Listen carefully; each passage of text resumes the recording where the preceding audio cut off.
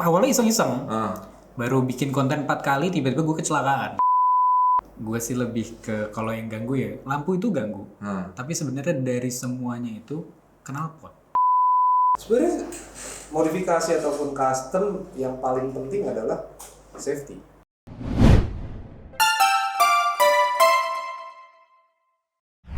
Ada Ari Perkasa dan juga Gus Ali. Halo. Halo bang. Ini mungkin Jason pengen tahu siapa ini mereka berdua nih. Wah, buat anak motor sih pasti udah pada mengenal ya. Banyak yang pasti mengenal dia. Mereka berdua nih, ada Ari ini, lu gue sebut apa ya, motor builder. Bisa dibilang Builder motor ya. Bisa dibilang. Karena kalau bodybuilder enggak terlihat dari perawakannya bukan ya. Bukan ya? Bukan. Bukan ya. Nggak mungkin. Kalau Gus Ali, lu motovlogger.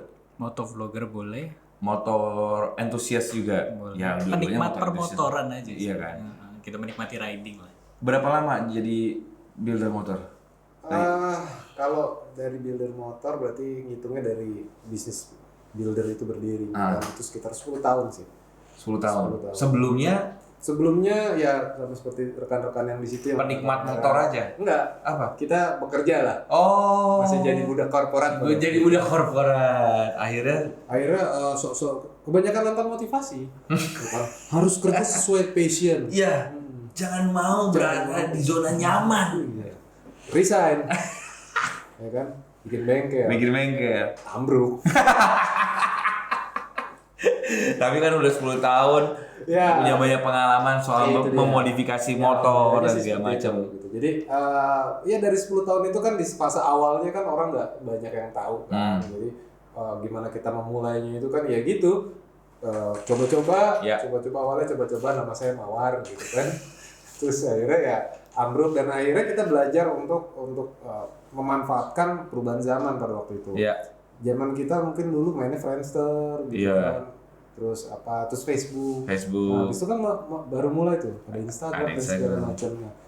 Gua pada waktu itu ya harus mencoba sesuatu zona yang berbeda lagi.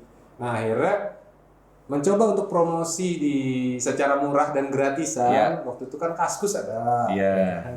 Terus ada Facebook dan segala macam. Kita mencoba membuat konten-konten organik lah. Dan keterusan dan akhirnya masuk juga ke wilayah dia sebagai motovlogger atau content creator di dunia otomotif khususnya roda 2. Jadi sekarang bisa dibilang gua agak maruk sih. Semuanya dikerjain lah. diambil. Ya berarti emang mereka berdua ini motor entusias lah ya. Lu apapun yang berhubungan dengan motor ya lu kerjain lah. Apalagi sekarang kan informasinya di dunia digital juga sangat luas dan sangat mudah. Kita mau bikin apa, mau memasarkan sesuatu ya gampang banget. Benar. Nah, lu Li udah berapa lama jadi motovlogger? Gua 7 tahun. Vlog udah 7 tahun. Jadi gue mulai dari 2016. Habis itu awalnya iseng-iseng. Baru bikin konten 4 kali, tiba-tiba gue kecelakaan. Gue upload, kok viral. Ya udah, gue lanjutin deh. Abis itu lu kecelakaan terus tuh? Iya. Biar viral terus. Setelah itu beberapa kali kecelakaan. Dan saya tidak bikin konten settingan ya guys. Saya beneran kecelakaan. Iya. Jadi emang untuk FYP itu harus kecelakaan, gak ada jangan ya. Tapi karena itu, karena gue kecelakaan itu, gue membuat konten di mana gue udah pernah kecelakaan kayak gini nih. Karena kebahlulan gue. Iya. Gitu. Jadi gue jatuh, kondisi motor gue, mungkin ini Mas Ari bisa mengkritik saya habis ini. Kondisi motor gue hampir setahun gak diservis. Oke. Bannya udah botak dari awal beli, nggak gue ganti dari 2013 sampai 2016. Itu parah banget. Abis itu kondisi rem dua-duanya mati, gue bawa ke puncak. Pinter. Nah parah. Nah abis itu gue jatuh, motor gue nabrak tentara. Lebih pinter lu. Lengkap deh. Penderitaan lu pantesan viral. Pantesan viral dia, ya Dia Allah. lebih mendekatkan diri ke sang pencipta.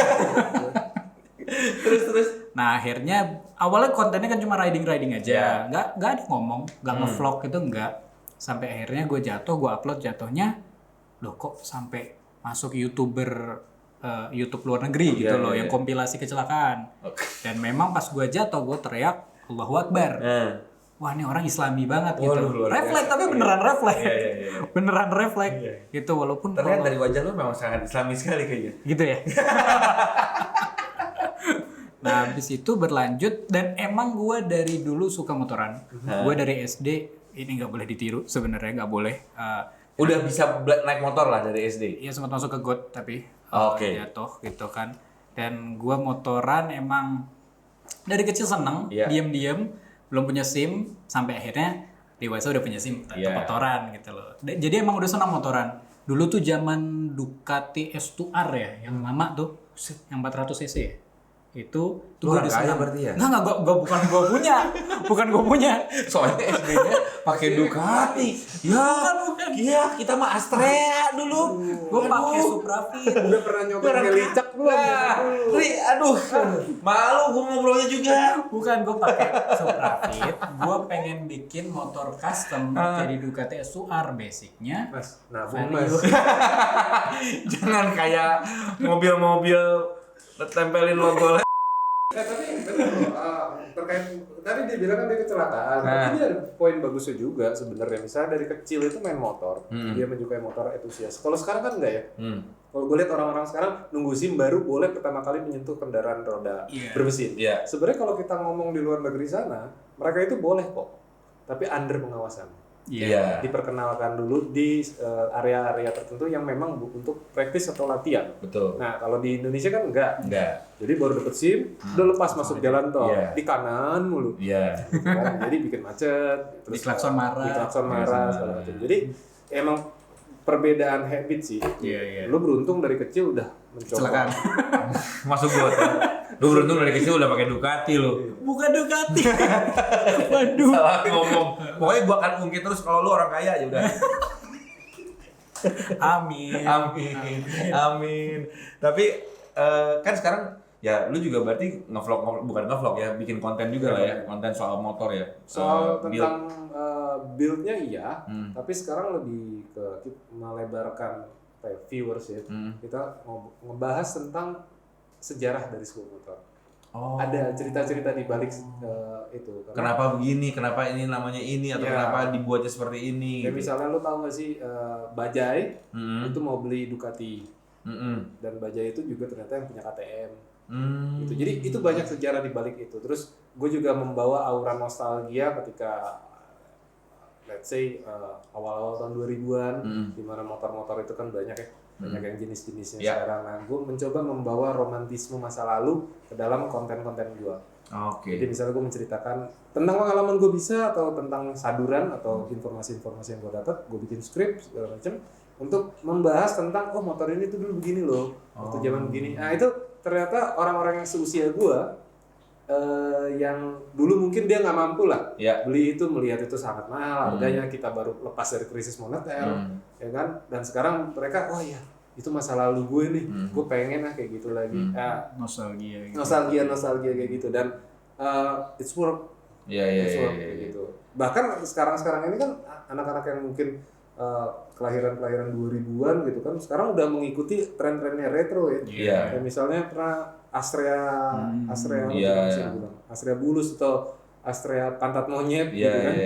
Yang selalu dibilang digoreng lagi harganya. Sekarang ini motor-motor gitu jadi mahal banget kan? Dibilangnya apa sih?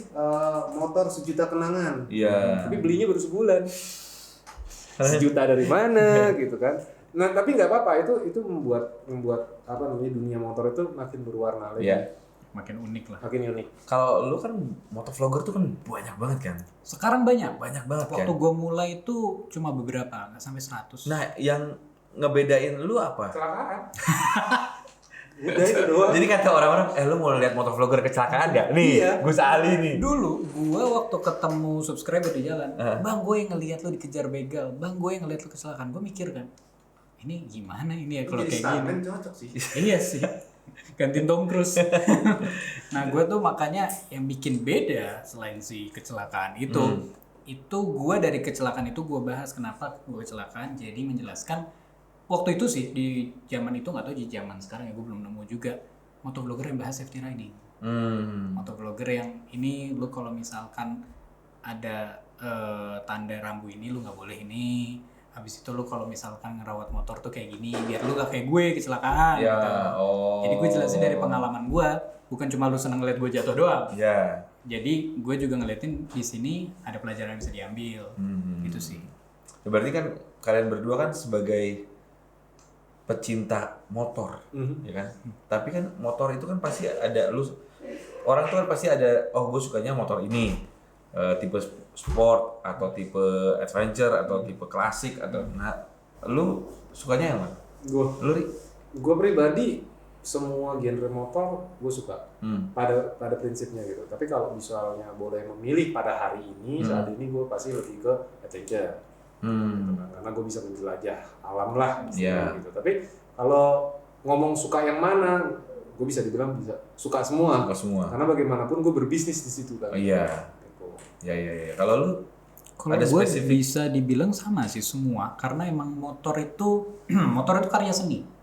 Semua motor itu dengan desain yang complicated, ada desain by siapa itu ada keunikan masing-masing, ditambah juga dengan mesin yang unik. Habis itu juga ada suara yang unik gitu. Tapi kalau gue pribadi gue seneng motor naked sama motor adventure juga. Motor itu kan sebuah seni. Nah, setiap lu beli motor dari pabrikan itu pasti lu modif lagi atau enggak? Lu dulu kalau dia mau pasti karena kerjanya dia iya. Kalau dia bilang enggak gue mah asli pabrik, ya dia nggak laku dong gitu. Nggak laku dia. Iya. Jangan dari dia. Kalau gue semua motor gue modif sih. Tapi bukan modif yang, jadi ada motor yang gue modif secukupnya. Ada yang satu motor itu gue rubah total sampai wujudnya berbeda waktu itu. Emang keinginannya atau memang kepengen dirubah waktu itu? Apa yang membuat lu memodif motor lu? Tajir. Iya juga, untung diingetin. Apa yang maksudnya apakah lu nggak puas menyesuaikan apa yang harus disesuaikan gitu atau gimana? Kalau yang modif apa, yang berubah total atau yang biasa? Biasanya kalau misalnya yang paling standar lu modif apa? Spion. Gua nggak pernah cocok sama spion bawaan pabrik. Nggak pernah. Selalu kayak nggak pas gitu di gue. Nggak pernah cocok, nggak tahu kenapa. Kecuali GS gue nggak gue ganti. Itu paling cocok. Tapi yang lain tuh ada yang nggak cocok gara-gara gue susah ngeliatnya, ada yang nggak cocok karena nggak asik aja. Berarti lu modif itu sesuai untuk fungsi. Gue utamain fungsi, nggak cuma safety doang tapi kenyamanan berkendara sama kebutuhan juga. Gitu. Kayak misalkan ada satu motor yang gue beli gue pendekin karena kaki gue nggak nyampe. Gitu. Bukan nggak bisa lu panjangin kaki lu ya? Nggak bisa. Masa kaki harusnya lu yang modif diri lu sendiri. Kena. Ini kaki gue low suspension ya. Agak gaul kakinya. Iya. Ceper ya. Iya. Lu jahat lu. Mungkin kaki gue bisa dibawa ke SI. Tapi kalau lu biasanya orang nge-build atau datang ke bengkel lu tuh nge-modifnya sesuai dengan apa ya, kayak buat keren-kerenan atau fungsi atau apa? Gini, saat ini kan gue punya 2 bengkel. Jadi gue yang pertama adalah bengkel secara tampilan, dan satu lagi adalah bengkel secara performa. Gitu. Nah, dari 2 bengkel ini punya habit customer yang berbeda. Yang performa jelas mereka menginginkan sebuah performa motor yang lebih maksimal, yang bisa dimaksimalkan lagi secara performa berkendaranya. Dan satu lagi yang udah 10 tahun ini, yang modifikasi, bener-bener modifikasi. Ini lebih ke tampilan, lebih ke style, lebih ke apa ya? Kayak tadi Ali mungkin dari yang berubah bentuk. Iya, benar-benar berubah bentuk. Benar-benar berubah bentuk. Nah, kalau kita ngomongin seperti itu, kenapa mereka mau seperti itu? Iya. Balik lagi, yang pertama referensi seseorang atau ego orang juga untuk bukan egois ya, tapi menunjukkan jati diri karakteristik dia. Ada yang pride-nya sendiri berbeda. Pride mungkin nomor sekian sih, lebih ke gue ini orangnya tuh retro banget loh. Ini gue orangnya chopper banget loh. Nah, motor ini gue bikin sesuai dengan karakter gue. Ada sih yang orang ini norak banget gitu. Ada gitu yang. Tapi kan ya pesanan orang ya tetap harus bikin. Mau nggak mau, gitu kan? Karena kami membela yang bayar. Jadi ya kita kerjain. Tapi balik lagi, gue ngerasa memang motor itu ya benar karya seni seperti yang Ali bilang. Tapi gue ngelihat itu adalah sebuah cerminan atau representatif dari ego dan jati diri seseorang. kalau orang ini gue pernah punya customer itu semua dia punya 4 anak, semua nama anaknya ditulis di airbrush di tangki motor. Intinya adalah dia dengan stiker gitu ya, keluarga gitu, stiker-stiker. Bukan nama anaknya di airbrush. Happy family ada gitu kan gitu.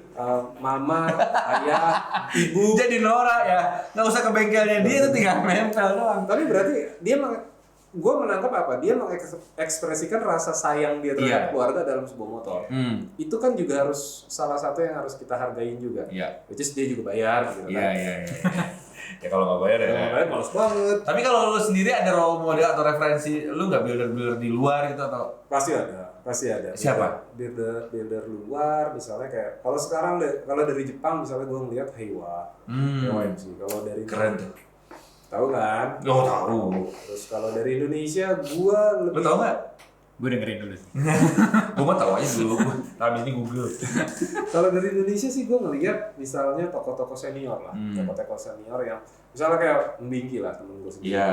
Gue juga ngeliat bagaimana pola berpikir dia terhadap customisasi di Indonesia itu seperti apa. Ya gitu-gitu ya menjadi role model atau mungkin acuan dalam gue bikin karya sih ada. Iya. Karena ada teman gue memang setiap beli motor itu pasti langsung di custom sama dia. Dimodif sama dia. Alasannya kenapa? Alasannya yaitu menurut gua kalau gua ngelihatnya adalah untuk mencirikan supaya beda dengan motor yang lain. Jadi dia punya karakteristik yang Itu ego kan? Iya. Jadi kayak ini gua banget nih. Yes. Oh kalau si A begini nih motor-motornya gitu. Motor-motornya Nora nih dengan warna-warni segala macam. Nah itu. Tapi itu ciri khasnya. Ciri khasnya dia. Jadi emang secara karakter juga emang orangnya agak Nora ya teman gue ini. Karena sebutkan namanya. Yang mana? Tahu kan ya itu tuh Nora lah orang itu. Tapi ya maksudnya gue ngelihat kayak teman-teman gue yang memang suka mengcustom motornya, memang motornya jadi punya ciri khas dan tersendiri. Masing-masing. Iya betul. Nah tapi kalau ngomongin soal safety, kan sekarang masih ya walaupun sekarang katanya lagi ada diperjuangkan undang-undang yang nantinya motor custom bisa digunakan lah di jalan raya katanya, ya kan? Cuman balik lagi kan masih panjang perjalanannya karena tetap harus mengacu keselamatan dan lain-lain kan. Nah untuk safety-nya, kayak lu merubah motor dari tampilan pabrikan sampai berubah, tetap pikirin safety-nya atau enggak? Kalau yang total itu utamain safety-nya sih ya, tetap utamain. Pastinya ya nggak dirubah yang sampai gue ini nggak begitu paham. Kalau kayak Mas Ari pasti lebih paham dari gue. Tapi kalau gue itu lebih mikirannya gue kepin bentukan gini. Tapi motor tetap enak dikendarain ya, jangan sampai gue kenapa-napa gitu kan. Pas diganti di custom malah jadi nggak enak gitu. Takutnya begitu ya. gitu. Udah habis itu ya dimodif, di custom sampai akhirnya jadi sesuai yang gue mau tapi tetap aman. Gitu. Paling yang gue langgar adalah masalah spion. Spion tuh kan nggak boleh tuh di stang sebenarnya. Nah, spion itu gue nggak pakai sama sekali bahkan waktu itu bingung mau ditaruh di mana. Akhirnya motornya keluarnya jarang-jarang, itu dan akhirnya dijual. Agak sedih sih endingnya. Aduh, ya jadi curhat ya. Terus kalau, tapi lu mikirin safety nggak sih? Maksudnya kayak ada nih customer gitu, balik lagi, asal dia bayar kan lu bikin, tapi lu menganjurkan nggak ke mereka? Ini tapi nggak, ini bahaya bro. Gitu. Iya pasti. Kalau kita dari bengkel. Kita memang selain sebagai produsen atau pembuatnya customizer, kita kan juga sebenarnya advisor. Kita ada unsur advisor di situ. Oh, gue pengen bikin kayak gini nih. Wah bro, kalau kayak gini rumah lu aja masuk gang sempit begini-gini. Kenapa tuh cuma pakai segitu doang? Apakah ditimpukin masa? Gitu. Jadi kita juga memberi advice kayak gitu. Dari segi safety, dari segi secara tampilannya, dan dari segi budget. Kita juga ada. Nah, balik lagi customize itu kan juga balik ke budget ya. Kayak gitu. Tapi berarti yang sebenarnya modifikasi motor yang safety itu seperti apa sih? Kayak misalnya ada nggak kayak gue mau ganti ban, jadinya bannya yang ban cacing gitu, tapi motornya Harley gitu. Itu lebih ke asas kepantasan. Ya Kayaknya harus cek psikologis. Orang yang kayak gitu harus belum satu beli hasil. Saya mau ganti. Ini pengen tampilannya jadi Supra X gimana? Kalau Itu unik sih tapi. X tapi fitwin. Gini, kreativitas ya. Kreativitas ya. Tapi apa ya? Maksudnya kayak seperti apa sih modifikasi motor yang safety itu? Oke, yang safety yang jelas gini. Kalau kita ngomong safety itu kan harus ada standarisasi. Standarisasinya. Itu kan. Tadi kan lu sempat singgung tuh apa sih undang-undang yang sedang diperjuangkan kan, undang-undang nomor berapa tuh? Iya, pokoknya lagi lah gitu. Tapi itu kan baru peraturan Menteri Perhubungan. Iya. Tahun 2023 kemarin kan, Mas Rifat Sungkar kan ini. Tapi kan sebenarnya Indonesia juga udah punya peraturan lalu lintas, peraturan Undang-Undang Nomor 22 2009 itu kan juga ada sebenarnya yang mengacu pada situ. Cuman memang terlalu lebar, terlalu sangat lebar. Misalnya gini sumbu roda, sumbu roda itu kan kalau reviewer cuma tahu sumbu roda dari titik A ke titik B sampai dengan berapa milimeter. Sebenarnya kalau diterjemahin perubahan sumbu roda, misalnya motor 2 roda dirubah jadi 3 roda. Itu nggak boleh. Oke. Nah, kalaupun boleh, harus dikerjakan oleh bengkel yang memenuhi syarat. Nah, syarat itu didapat dengan cara mendaftarkan dulu si bengkel itu dan mempunyai pedang panjang. Kalau berjalan rok. sertifikasi. Dan bengkelnya harus tersertifikasi. Itu yang dibilang ada bengkel karoseri segala macam. Sebenarnya itu lebih banyak dipakai sama bengkel karoseri. Merubah seperti itu. Nah, untuk kustomisasi motor dan segala macam itu sebenarnya mengacu pada itu agak berat. Agak berat karena kreativitas benar-benar ditutup. Nah, kalau berbicara mengenai rasa, ya kan kita tahu motor standarisasi dari pabrik apa sih? Rodanya 2. Knalpotnya nggak berisik. Kalaupun lu mau bikin berisik, janganlah yang lu tau lah, yang suaranya ekstrim. Terus ban standarnya segitu, kalau mau dinaikin ya boleh, jangan tiba-tiba bannya jadi yang kecil tapi dipakai di jalanan umum gitu. Spion ada ya pakai aja gitu. Tinggal modelnya kayak gimana, yang penting fungsi. Lampu depan ada, kan lampu depan ngadep ke depan, nggak mungkin ngadep belakang dong. Jadi hal-hal seperti itu kayak gua rasa sih nggak perlu diundang-undangin, kita semua juga udah nalar sih. Tapi kan banyak orang yang ngemodif motor itu akhirnya mengganggu pengendara yang lain. Gue tuh sering banget tiba-tiba ada motor yang lampu belakangnya bening, nyalanya buset terang banget itu. Itu lebih ke etika sih menurut gue. Iya, maksud gue kalau kayak gitu kan nanti kalau pas masuk neraka nanti dia dibunuh sama matahari dihadepin gitu kan. Enggak, kalau itu menurut gue sih etika nggak sih? Iya sih, kan? Maksud tapi lu ada nggak yang tiba-tiba ke bengkel lu, Ri?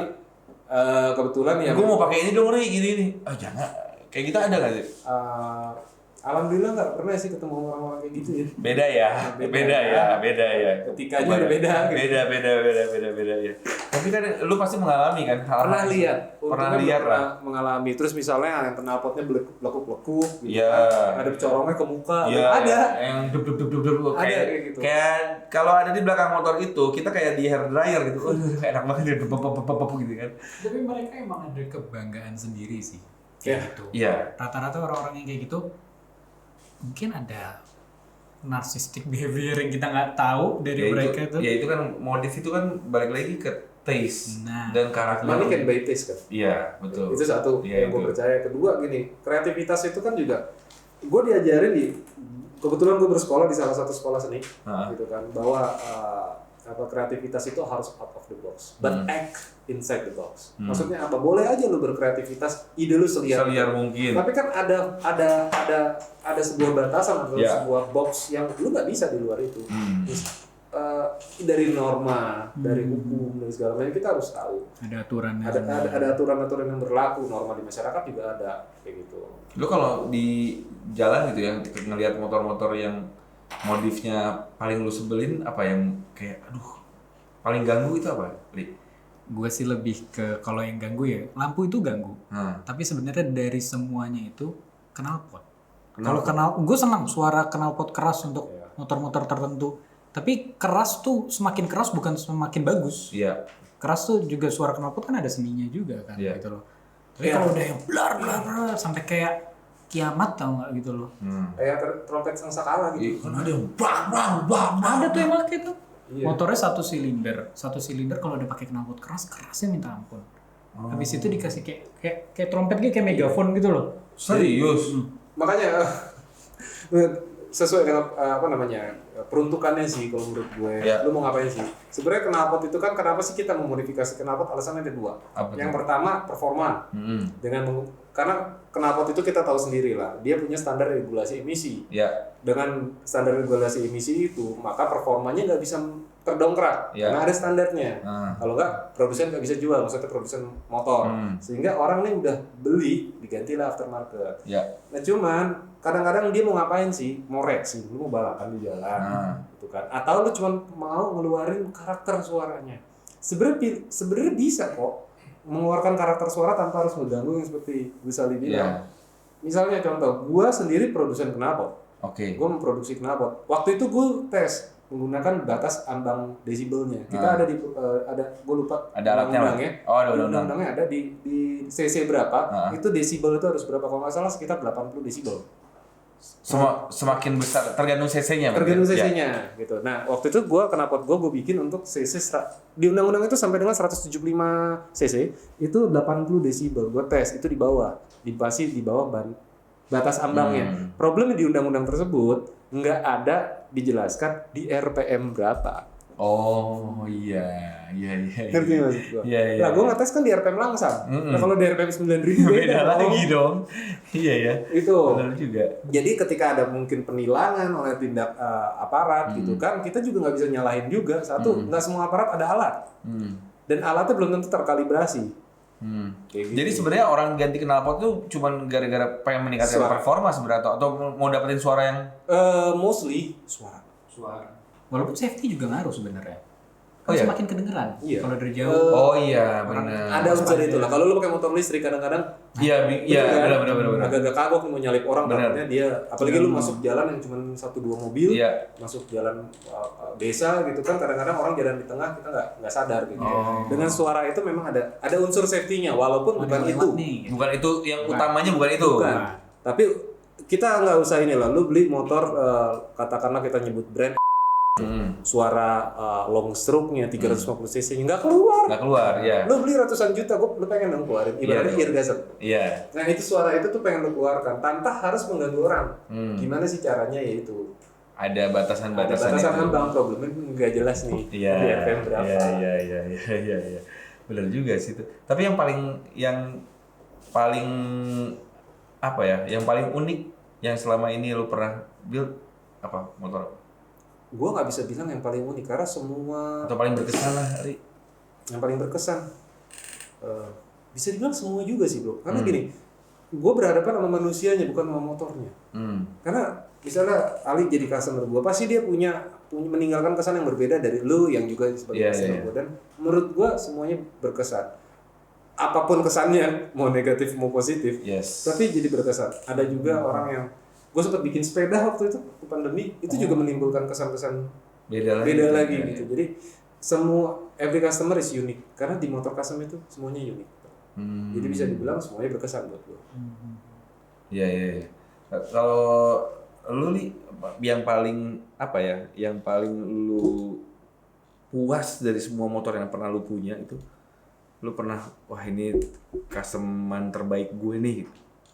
Kalau itu sih 2 sih, yang Husky Varna gue, yang muda itu, sama yang GS, G310 GS. Itu lu apain tuh emang? Kalau Nuda untuk Husky Varna tuh cuma knalpot, gue ganti, sama spion gue ganti, udah itu aja udah cukup. Jadi knalpot gue ganti headernya sampai silencer semuanya gitu, dan itu pun itu bikinan custom juga itu, karena emang nggak ada knalpotnya kan di kiri dia. Iya. Kiri kanan. Oke, sebaliknya lah. Lupa. Kiri. Pokoknya sebaliknya dari motor biasa gitu. Jadi susah banget nyarinya. Jadi custom 900. Itu sampai akhirnya custom. Itu lu custom sendiri atau lu bawa ke bengkel? Bawa ke bengkel, waktu itu dikenalin sama temen. Dia kan orang kaya kok, masa nggak? Aduh. Kan katanya motor entusias. Lu juga kan motor entusias pasti kan ngulik. Kadang-kadang anak motor kan gitu. Tapi bikin kenapa, Pak? Ngelas, Pak. Orang kaya ngelas. Jangan orang kaya. Aduh. Jadi agak sulit. Jadi ya apa namanya, benar-benar diserahkan kepada ahlinya lah ya. Iya, dibuatin sama dia sampai akhirnya gue bilang jangan terlalu keras suaranya karena Duda kan begitu kan. Iya. Kalau terlalu keras malah suaranya bisa Hilang karakternya hilang. Orang malah kesel. Ya seperti tadi. Motornya hilang, terakhir nyawanya hilang. Dikejar warga kan nggak enak tuh. Tapi kalau ngomongin apa namanya jadi motor builder gini, kayak lu awalnya juga kan dari mungkin kayak Ali yang suka motor, suka modif motor, nge-custom iseng Jadi mata pencarian. iya bikin ini cobain jadi nih ngelihat orang ngelihat pasti nge-custom motor sendiri dulu kan, iya kan. Betul. Terus orang teman lu lihat keren lu, gue mau dong diginiin, gue mau dong. Nah akhirnya Ya gue punya pengalaman itu betul. nah tahapan-tahapannya tuh mungkin ya buat just friend yang memang gue pengen deh, gue juga punya kesukaan terhadap motor dan gue juga pengen kayak lu gitu jadi builder juga. Itu Jangan apa tahap saingan? Saingan. Jangan dong. Nggak, tapi buat ini kan sharing apa ya pengalaman aja. Mungkin apa yang gue share sekarang mungkin nggak bisa berlaku untuk generasi sekarang ya, karena sosial media pada zaman sekarang dengan zaman dulu Beda. persaingannya juga beda. Iya. Gitu kan. Kalau buat gue adalah pada waktu itu bener gue memang hobi, memang hobi motor dari zaman gue SMP, dari zaman SMP naik terus SMA, kuliah, sampai dengan gue harus mengakhiri masa-masa main motor itu karena menikah. Ya ada kebutuhan dong pasti. Semua pasti melalui masa belum ya? Belum. Anak orang kaya nggak bisa tanya, gitu kan. Pasti main motor terus. Lu sih ngomong tadi Ducati di SD. Salah nih. Jadi Stuar. Stuar. Diperjelas sama dia. gua memodif motor gua itu sebenarnya bukan motor mahal sih. Lu tau Honda Street Cup kan? Iya. Iya kan? Motor klasik dong Motor itu. klasik, Iya. modif jadi Street Cup, Choppy Cup pada waktu 2013 itu lagi tren banget. Gue bikin itu sendiri segala macam. Terus tiba-tiba gue posting aja iseng. Laku syukur nggak laku gue pakai. Waktu itu di Kaskus lah. Gitu. Iya. Wah, Abgar, cendol guys. Iya. Gitu kan. Laku, ada yang mau bayar. Ya sudah, bikin lagi dong dari hasil itu. Bikin terus sampai akhirnya kecemplungnya ya motor klasik. Dari kayak misalnya CB200 segala macam. Dan akhirnya gue punya klien-klien yang adalah orang-orang yang kalau lu temuin itu lu harus janjian dulu. Tapi dengan di motor lu bisa ketemu dengan orang-orang itu manggilnya om lah kalau sekarang kan. Betul kan? Itu gue sempat dulu klien gue salah satunya ada dari adanya mantan presiden segala macam. Gue pernah ngalamin itu datang ke rumah ibu saya, motor semua gitu kan. Terus sampai ya direktur apa, jenderal bintang berapa, pejabat tinggi dan gue ngerasa oke, di motor tuh bisa begini ya, bisa dibilang hampir no boundary lah. Ketika main motor, tapi ketika udah nggak urusan motor ya gitu. Jadi awal-awalnya ya gue bikin buat motor gue sendiri, gue bikin sebagusnya, manfaatin sosial media, promosi, intinya adalah promosi. Itu sih ya. Jadi awal-awalnya ya memang dari hobi dulu sebenarnya, passion, hobi. Ya, mikirnya adalah hobi dulu, passion dulu, keinginan untuk gue main motor karena waktu setelah menikah kan gue nggak bisa main. Sekarang pada waktu gue coba itu mungkin gue udah punya tabungan, pengen main motor lagi balas dendam lah itu. Iya benar itu harus ada balas dendamnya lah setelah hilang berapa tahun gitu ya. Anak-anak mungkin udah punya anak, terus anak udah mulai gede, udah bisa ditinggal. Udah deh nih. Gitu. Tapi pandangan lu sebagai builder, batasannya tuh lu selalu ada batasannya nggak sih, batasan mana untuk modifikasi bagian motor? Apakah balik lagi apakah tadi kayak ada undang-undangnya nih kalau knalpot lu harus tetap melihat itu, tetap melihat aturan, atau memang dari feeling ini nggak oke nih? Pertama kita tanya dulu dong, ini motor buat apa? Kalau kontes bebas. Bebas gitu kan. Mau roda di atas boleh. Gitu kan. Tapi ketika ditanya, ini motor buat apa? Gue pakai tipe yang mana nih? Nah sekarang nih, banyak orang, mungkin bukan customer gue, di luar sana pakai motor custom untuk daily activity. Buat gue agak salah ya. Karena motor custom itu bukan buat daily activity. Oke lah, dia bisa long range, bisa touring, bisa. Tapi apakah untuk daily activity itu cocok? Belum tentu. Karena dari segi kenyamanan, bullshit lah motor custom nyaman, enggak. Iya. Tapi keren, iya. Iya. Karakter, iya. Safety, ya memang kita harus perhatiin. Iya. Ada beberapa unsur safety yang memang kadang-kadang gue suka debatable dengan customer. Setidaknya gue sudah menyampaikan. Ya. Ketika udah disampaikan, take it with your own risk. Ya. Jadi intinya kalau nah ini mungkin Jason juga harus bisa membedakan motor custom sama yang dimodifikasi. Berbeda. Beda. Ya. Jadi kalau modif ya mungkin cuman modif itu bisa dibilang bahasa sekarang tuh tipis-tipis. Iya. Ganti ban, ganti spion, ganti cat, pasang lampu apa, plug and play lah. Iya.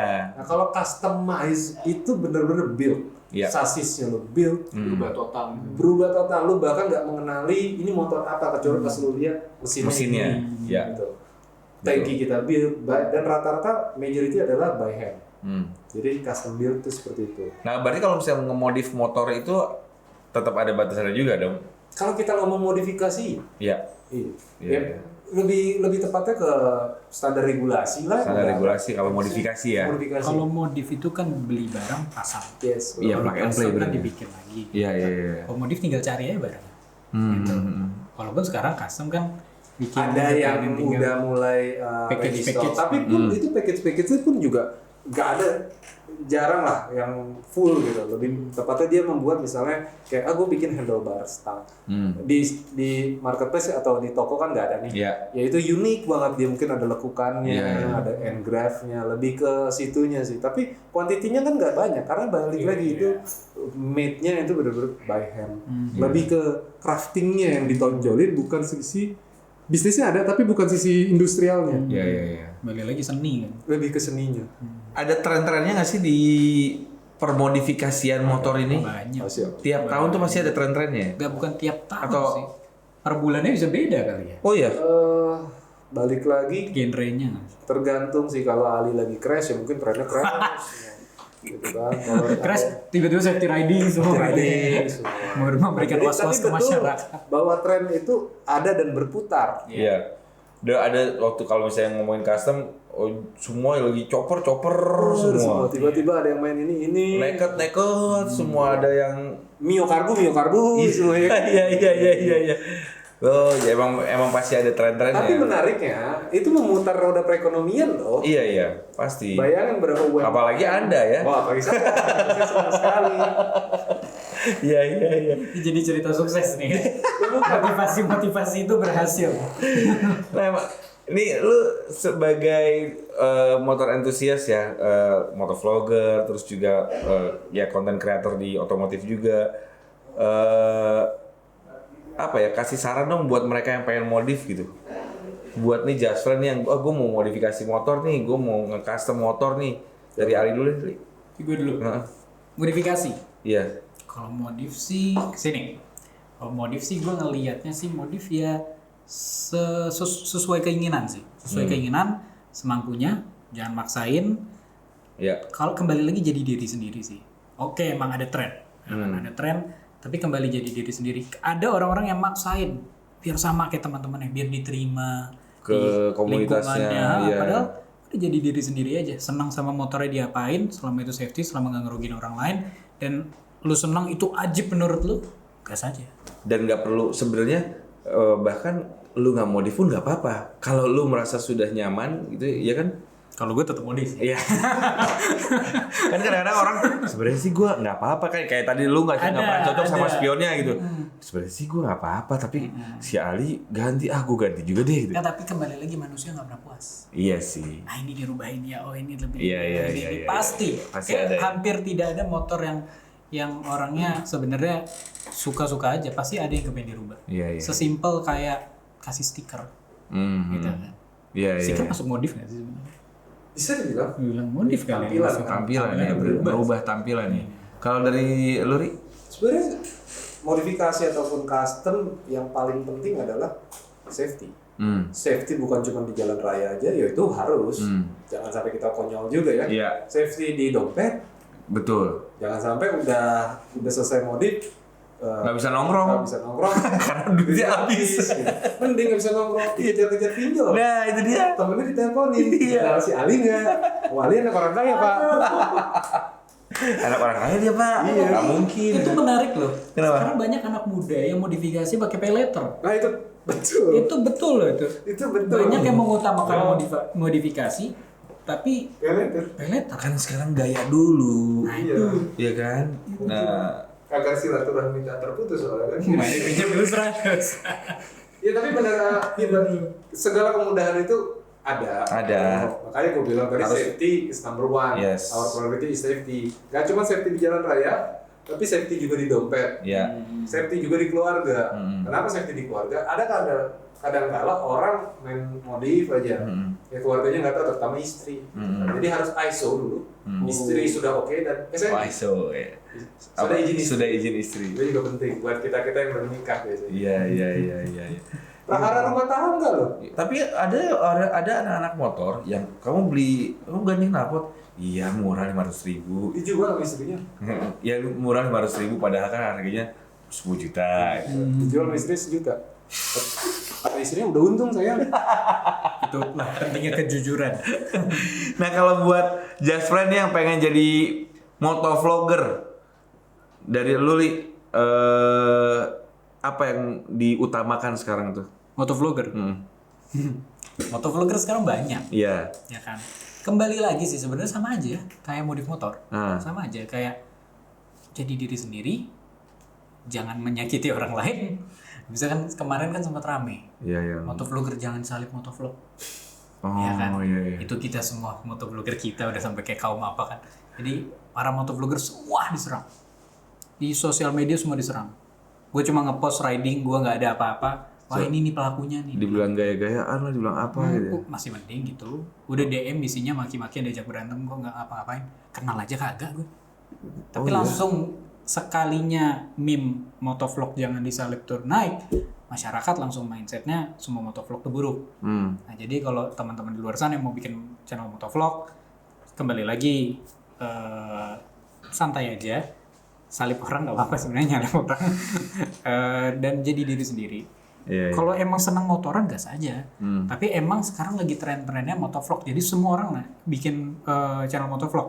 Bahkan di Facebook ada grupnya. Grup Motovlog Indonesia. Di mana saling subscribe satu sama lain. Jadi nonton sub for sub. Itu 30.000 apa? Ada ya? Ada. Nah, di situ itu unik deh pokoknya. Dunia motor tuh kalau digali itu luas. Iya benar. Wah, parah. Dari segi industrinya, dari pelakunya. Bahkan dulu sebelum pandemi kayaknya tiap minggu tuh pasti ada acara motor. Pasti. Ya kan? Sekarang lebih parah. Sekarang lagi gencar lagi kan. Kayak kemarin kan udah off lama jadi kepindah. Iya, semua kayaknya tiap minggu dulu kan ada acara motor ini. Wah, luar biasa sih. Ini terakhir nih buat Just Friend, dari lu sebagai motovlogger dan dari lu sebagai builder, pesan positif buat Just Friend apa yang mau disampaikan dari obrolan kita semua? Soal safety kah, soal modifikasi kah? Ya. Kalau dari gue sih sederhana ya. Kalau safety udah pasti kan dari gue sebelumnya. Safety is a must. Safety is priority. Gitu. Kalau gue sendiri sih anak motor. Buat gue sesuai dengan tagline gue atau yang jargon yang selalu gue sampaikan di akhir video, ya jangan pernah duduk di toilet jongkok sama jauhin narkoba. Selesai. Itu ingat anak motor ya. Jangan pernah jongkok. Duduk gitu. Duduk di toilet jongkok. Kan nggak mungkin. Nggak mungkin. Tidur boleh. Kalau dari dulu. Kalau gue mungkin agak berbeda ya. Gue nggak punya kata-kata keren itu. Gue nggak nyiapin tadi. Itu nggak keren juga sebenarnya. Itu unik. Ya unik aja. Tapi kalau gue sih setelah dengar tadi Mas Ari bilang masalah custom dan banyak orang unik ya. Dan ada ego manusia di situ. Sebenarnya kembali lagi nggak sih untuk semuanya tentang safety pasti wajib. Tapi kembali lagi ke manusianya bersyukur. Yeah. Kalau kita bersyukur, udah kita bakal bikin semampu kita bakal seneng sama motor yang udah dibuat gitu loh. Dan akhirnya juga di jalan raya juga lebih hati-hati bawanya. Kan sayang sama barangnya gitu loh. Betul. Jadi kembali lagi safety is a must pastinya, sama bersyukur apa yang kita punya. Dan mungkin kalau misalnya dari obrolan ini kita tambahin juga soal modifikasi motor supaya tidak merugikan pengendara yang lain. Oh, iya. Pasti ya kan, kayak tadi masang lampu yang aneh-aneh, justru malah membahayakan. Iya, itu sih. Dan jangan lupa juga kalau misalnya Anda penasaran Jasren sama konten-kontennya mereka hari ini lu apa? Ari Perkasa. Ari Perkasa, ingat YouTube-nya Ari Perkasa. Gus Ali, silakan cari di YouTube. Langsung saya blok. Di sana. Kasihan Ari Perkasa ini subscribernya baru 1. Semuanya di blok. Di blok semuanya. Jadi emang dia bikin itu buat dia doang. Tapi terima kasih udah mampir di sini di podcast Jasa Harja. Thank you. Kita udah ngobrol banyak. Mudah-mudahan ini juga menginspirasi semua pecinta motor yang memang masih pengen modifikasi, yang pengen custom juga jadi udah tahu apa yang boleh, mana batasannya, mana yang nggak boleh. Jadi lebih apa ya? Sama-sama bisa menggunakan atau kita sebagai pengguna jalan bisa enak bareng-bareng lah, nggak merugikan satu sama lain. Ya, sorry kita harus sudahi episode ini obrolan kita dan jangan lupa untuk saksikan podcast Jasa Harja dan berikan komen ya di bawah ini soal pembahasan menarik apa lagi yang mau kita bahas nih ya. Yang bisa kita obrolin lagi. Dengan dukungan kalian kami dapat terus menyampaikan informasi yang bermanfaat kepada masyarakat Indonesia. Jika terjadi kecelakaan jangan lupa laporkan kepada pihak kepolisian dan Jasa Harja. Sampai jumpa di episode berikutnya. Saya Angga Anggok pamit. Bye bye.